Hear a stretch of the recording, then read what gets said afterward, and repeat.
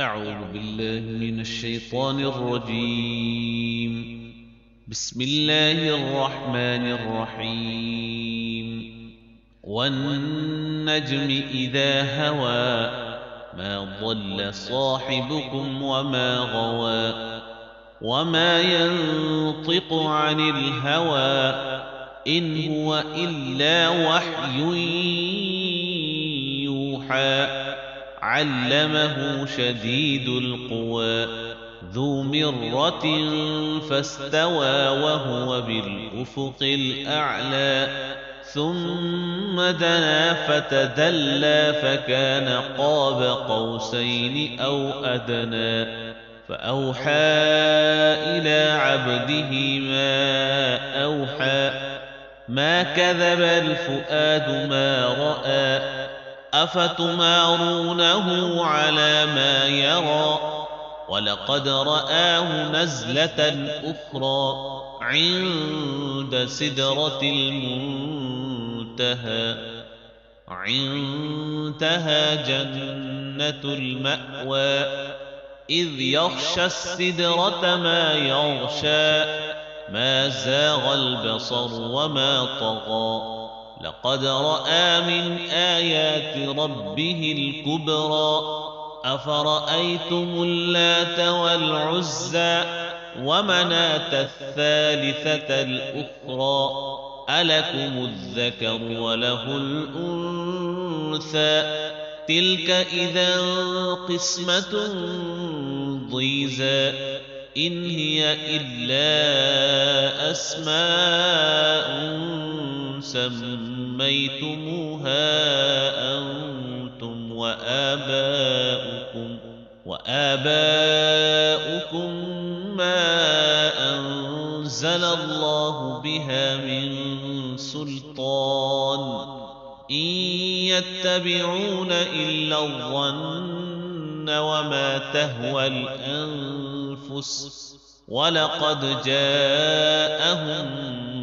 من ربهم الهدى أم للإنسان ما تمنى فلله الآخرة والأولى وكم من ملك في السماوات لا تغني شفاعتهم شيئا إلا من بعد أن يأذن الله لمن يشاء ويرضى إن الذين لا يؤمنون بالآخرة ليسمون الملائكة تسمية الأنثى وما لهم به من علم إن يتبعون إلا الظن وإن الظن لا يغني من الحق شيئا فأعرض عمن تولى عن ذكرنا ولم يرد إلا الحياة الدنيا ذلك مبلغهم من العلم إن ربك هو أعلم بمن ضل عن سبيله وهو أعلم بمن اهتدى ولله ما في السماوات وما في الأرض ليجزي الذين أساءوا بما عملوا ويجزي الذين أحسنوا بالحسنى الذين يجتنبون كبائر الإثم والفواحش إلا اللمم إن ربك واسع المغفرة هو أعلم بكم إذ أنشأكم من الأرض وإذ أنتم أجنة في بطون أمهاتكم فلا تزكوا أنفسكم هو أعلم بمن اتقى أفرأيت الذي تولى وأعطى قليلا وأكدى أعنده علم الغيب فهو يرى أم لم ينبأ بما في صحف موسى وإبراهيم الذي وفى ألا تزر وازرة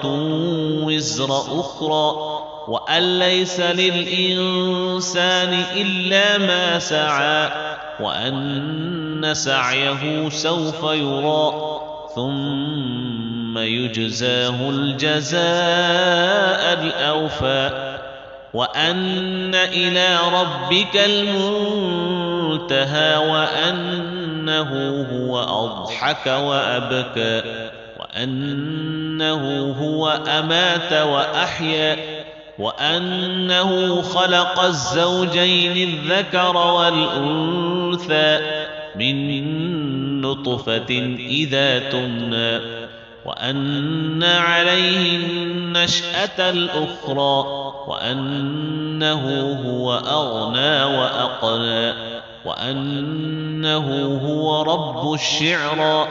وأنه أهلك عادا الأولى وثمود فما أبقى وقوم نوح من قبل إنهم كانوا هم أظلم وأطغى والمؤتفكة أهوى فغشاها ما غشا فبأي آلاء ربك تتمارى هذا نذير من النذر الأولى أزفت الآزفة ليس لها من دون الله كاشفة أفمن هذا الحديث تعجبون وتضحكون ولا تبكون وأنتم سامدون فاسجدوا لله واعبدوا